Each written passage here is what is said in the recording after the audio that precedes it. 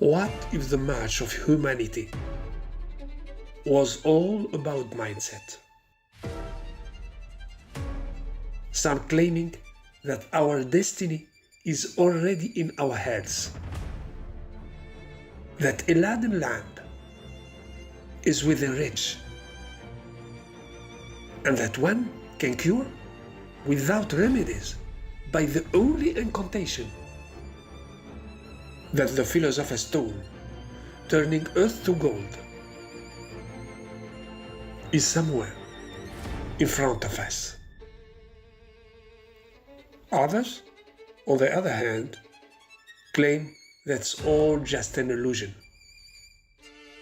and that in the end, man is weak, lonely, powerless. This is the whole problem of the mindset, represented in Greek mythology by a Sisyphus, still current, condemned by the gods to try the impossible.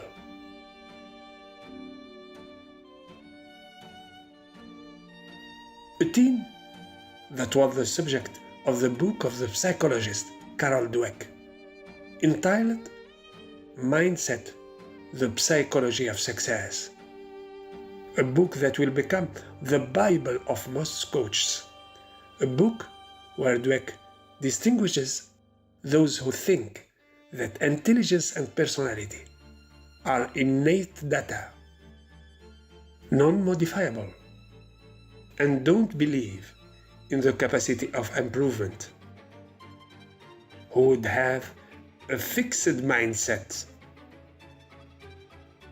and those who think they can excel at anything if they work hard. For them, obstacles are not daunting, but challenges to overcome. They would be provided with a dynamic mindset, an attractive, inspiring theory. A theory to which neuroscience will give some credibility, thanks to the concept of cerebral plasticity and brain imaging that allows to see neurons develop according to learning.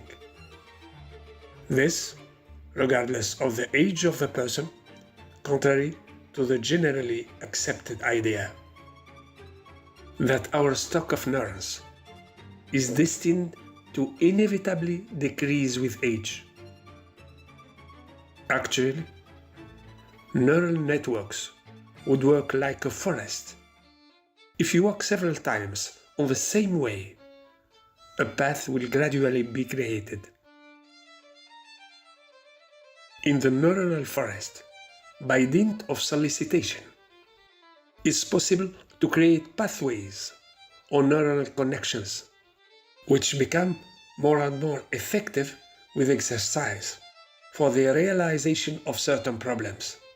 But the question that Dweck does not ask is the question of the limits of mindset. Let us consider the cases of wild children since the 18th century. These children of a certain age discovered in middle of nature, sometimes even living among animals. Despite all efforts made, their development could not exceed a certain limit. They certainly progressed, but none of them became a pianist, doctor, or engineer. Some brain abnormalities can even taint our calculation abilities, such as dyscalculia, to the point of being unable to perform the simplest operations. The same way, dyslexia can affect reading abilities. We can progress, but within a limit determined both by education and our genetic heritage. Frog can't become a cow unless there is genetic manipulation or physiological or brain implants. Allow me at the same time to tell you the myth that ensures that we only use 10% of our brain is totally false. Obviously, if you put in the head of a child that he has limits, the risk is great that he will not make an effort, because it's impossible to know your limits until you have tried everything, until you tried more than everything. In the next video, I will also show you that the dynamic mindset doesn't necessarily lead to fulfillment and happiness.